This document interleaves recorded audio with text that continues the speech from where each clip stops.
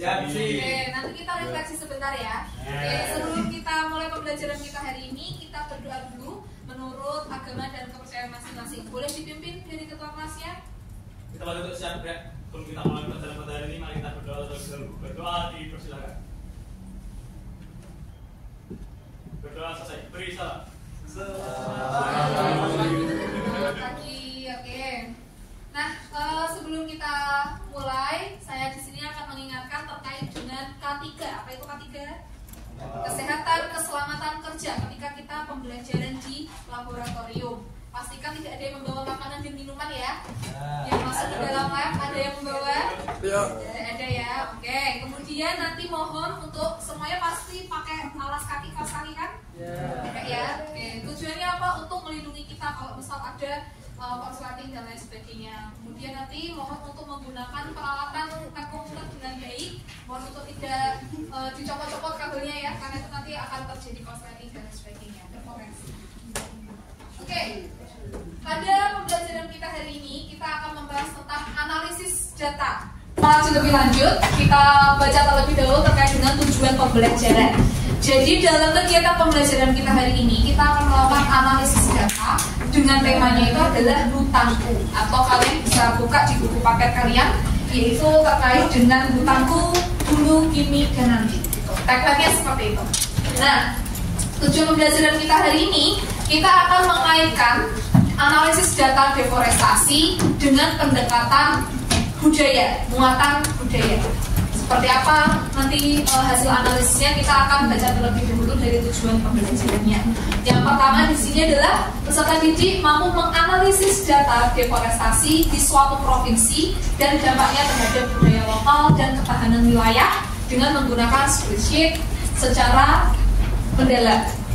Yang kedua, nanti peserta didik mampu menyajikan hasil analisis data tersebut dalam bentuk infografis atau poster digital yang menarik dan komunikatif. Jadi nanti hasil akhir dari proyek kita nantinya keluarannya adalah infografis atau poster digital. Sudah pernah buat ya? Ya, oke. Selanjutnya yang ketiga adalah peserta didik mampu memaparkan hasil visualisasi data kepada publik atau rekan melalui presentasi kelompok dengan bahasa yang jelas dan berbasis bukti data. Jadi nanti kita akan melakukan analisis data, menyusun dalam bentuk infografis, ya kan? Kemudian nanti kita akan melakukan presentasi. Sampai sini untuk tujuan pembelajaran ada yang bertanyakan dulu? Aman ya. Oke. Di sini Ibu akan mulai dari peta konsep pembelajaran kita hari ini. Yaitu yang pertama adalah karena kita nantinya akan melakukan project analisis data, gitu ya. Dalam suatu pelaksanaan project tentu akan ada 3 hal. Yang pertama apa? Sebelum kita melaksanakan project, perencanaan project, ya kan? Yang kedua adalah pelaksanaan project, kemudian evaluasi. 3 hal ini itu yang menjadi fondasi ketika kita mau melaksanakan project apapun. Nah, salah satu proyek yang akan kita lakukan di sini adalah analisis data. Kita masuk pada teori dari analisis data. Sudah pernah dengar ya analisis data ya? Atau kalian sudah pernah melakukan analisis data sebelumnya? Oh, sudah. Sudah. Gimana? Kira-kira analisis data menurut Brahma seperti apa? Analisis data itu adalah proses di mana kita mengumpulkan beberapa sumber data yang nanti akan kita analisis menjadi sebuah informasi yang bisa bermanfaat untuk masyarakat. Oke, beri tepuk tangan untuk Brahma.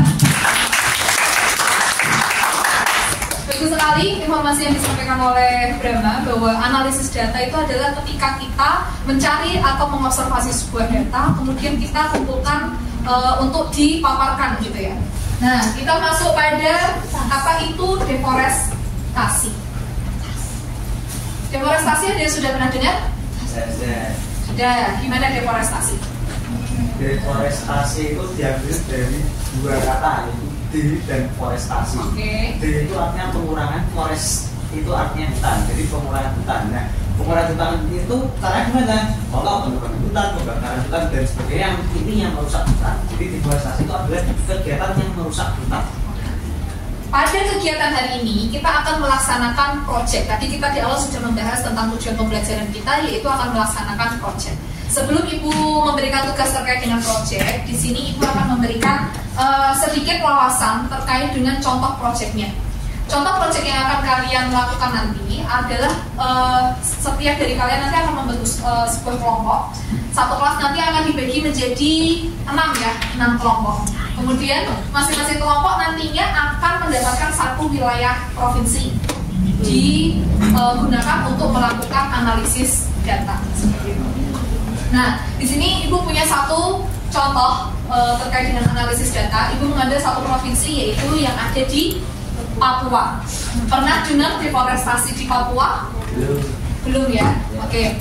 Kalian tahu hutan yang ada di Papua itu besar ya? Besar. Oke. Nah, deforestasi Papua itu adalah salah satu wilayah dengan kekayaan alam terbesar.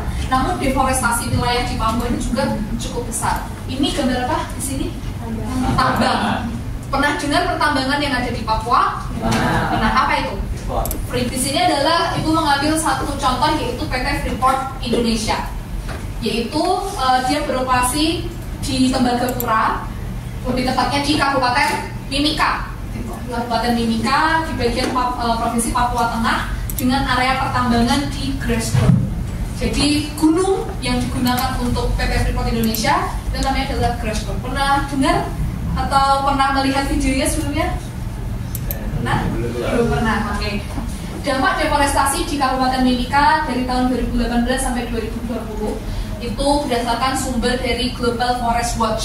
Saya mendapatkan datanya dari situ. Nanti kalau kalian mau mencari data boleh bisa dari GFB juga, bisa dari BPS, Badan Pusat Statistik, itu bisa.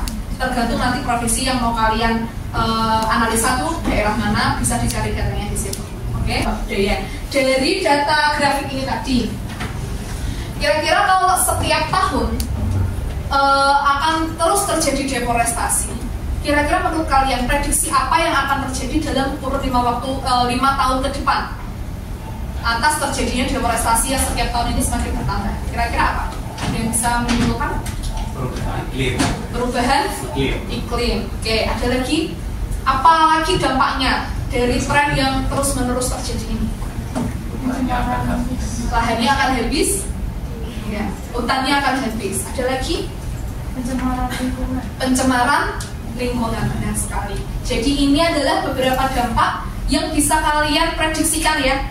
Jika deforestasi ini terus-menerus terjadi, berarti tren atau prediksi apa yang akan terjadi dalam kurun 5 tahun ke depan. Nah, ini kita yang masuk pada muatan budayanya ya. Jadi di sini kita menganalisa, dari data deforestasi yang ada PT Freeport itu tadi. Kita lihat di sini bahwa PT Freeport itu berada di wilayah Grasberg, ya kan? Nah, di sini ternyata Grasberg itu merupakan tempat bagi suku Amungme yang ada di Kabupaten Mimika. Suku Amungme ini adalah suku yang tinggal di bagian wilayah Grasberg tersebut dan menganggap bahwa Gunung Grasberg ini adalah tempat sakral bagi mereka yang sering disebut oleh mereka itu adalah ibu dari sumber kehidupan atau ibu yang memberi kehidupan. Dari suku Amungme ini tadi itu dia menganggap bahwa Gunung Grasberg ini itu sebenarnya adalah tempat sakral bagi mereka. Tapi kenapa harus dijadikan tambang? Nah, ini yang menjadi impact ya atas adanya tambang yang ada di PT Freeport Indonesia itu tadi. Nah, nanti ketika kalian melakukan analisis juga bisa dikaitkan dengan suku apa yang tinggal pada wilayah deforestasi yang kalian analisa. Misal nanti kalian menganalisa di suku Jawa misal, atau di Jawa Tengah, berarti apa yang menjadi impact dari budaya mereka atas adanya deforestasi itu tadi. Kemudian dengan adanya pertambangan Freeport itu tadi, beberapa komunitas lokal mengalami pemindahan paksa atau migrasi terpaksa yang menyebabkan pergeseran budaya dan identitas komunitas. Jadi karena Grasberg ini tadi adalah tempat sakral bagi mereka dan sudah dialihfungsikan menjadi pertambangan itu tadi, sehingga akan ada budaya yang semula itu sering dilakukan atau yang sering terjadi tradisi, akhirnya menjadi tidak sering dilakukan lagi gitu ya, atau jarang dilakukan tradisi tersebut gitu. Jadi dampak dari budaya adanya PT Freeport Indonesia atau pertambangan itu tadi di sini ya. Jadi nanti kalian juga bisa menganalisa dampak budayanya bagi provinsi kalian itu nanti apa. Tugasannya yaitu adalah melakukan analisis data terkait deforestasi di berbagai provinsi di Indonesia. Yang pertama mulai dari pencarian data selama 5 tahun terakhir. Jadi data yang paling akurat itu biasanya diambil dari 5 tahun terakhir sejak tahun ini ya. Kemudian jenis deforestasi apa yang terjadi. Misal nanti kamu dapat wilayah Jawa Tengah gitu ya. Kalian cari jenis deforestasi apa yang terjadi di Jawa Tengah gitu. Selanjutnya, analisis dampak terhadap kehidupan budaya di daerah tersebut, dampak terhadap ketahanan wilayah dan lingkungan, dan kaitkan data yang didapatkan dengan berbagai sumber. Menyajikan data dalam bentuk spreadsheet, infografis, dan slide presentasi. Karena nanti hasil akhirnya kita harus melakukan presentasi.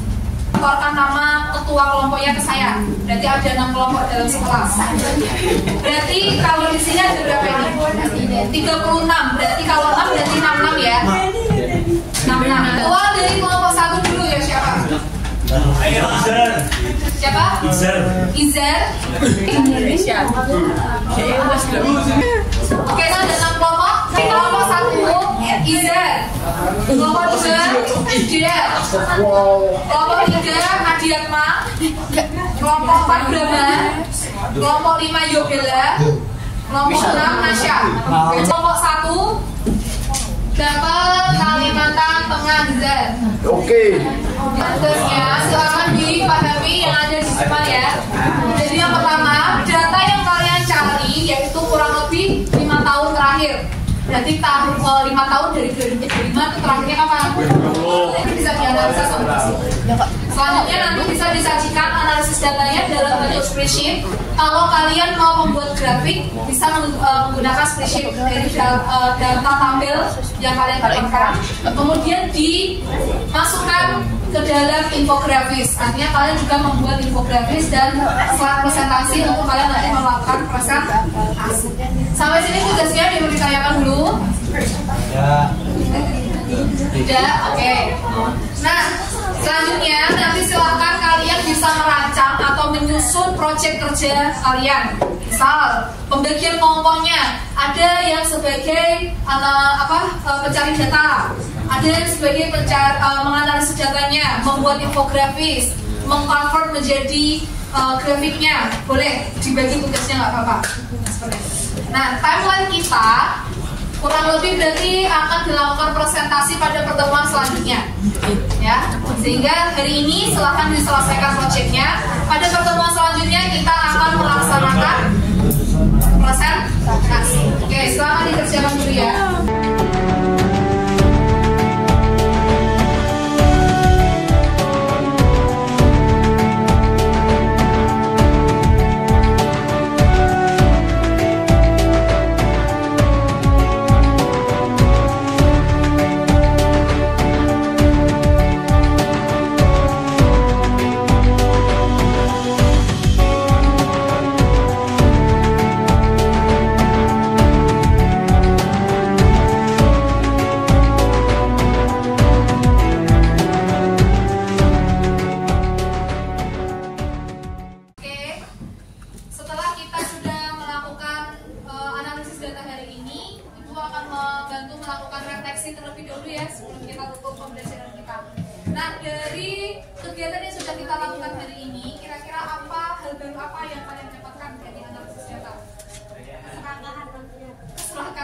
Setelah dianalisis ternyata banyak data yang serakah ya. Oke, terus apa lagi? Kurang cinta alam. Oke, terus ada lagi bencana alam. Ketika kita kaitkan dengan keadaan alam, budaya, lingkungan, itu ternyata justru bisa membuka kita atau membuka mata kita lebih lebar gitu ya, bahwa kita bisa melihat bahwa dari data yang kita dapatkan ini ternyata alam kita tuh sudah sekian buruknya gitu, atau sekian rusaknya gitu kan. Sehingga kita bisa membenahi diri sebagai diri kita sendiri sebagai makhluk sosial ya, bahwa kita juga harus membantu merawat kehidupan alam gitu ya, supaya nantinya tidak merugikan budaya masyarakat lain, kemudian tidak merugikan alam juga, sehingga keberlangsungan hidup itu akan lebih baik.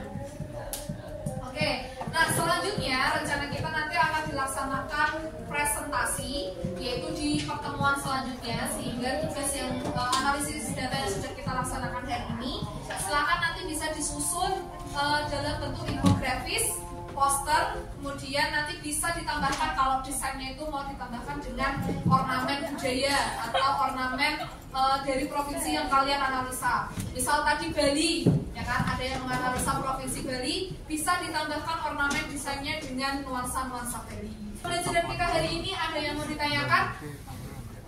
Tidak ada ya, sudah cukup ya. Oke, Ibu sangat mengapresiasi pembelajaran kita hari ini. Terima kasih atas segala pekerjaan dan juga tindak lanjut kalian dalam proses pembelajaran hari ini. Semoga apa yang kita pelajari hari ini dapat bermanfaat bagi kita semuanya. Sebelum kita pulang, kita berdoa dulu menurut agama dan kepercayaan masing-masing. Doa dibantu pimpin oleh ketua kelas, silakan. Berdoa selesai. Beri salam. Selamat sore semuanya. Terima kasih atas waktunya, hati-hati di jalan ya. Selamat siang, sore semuanya.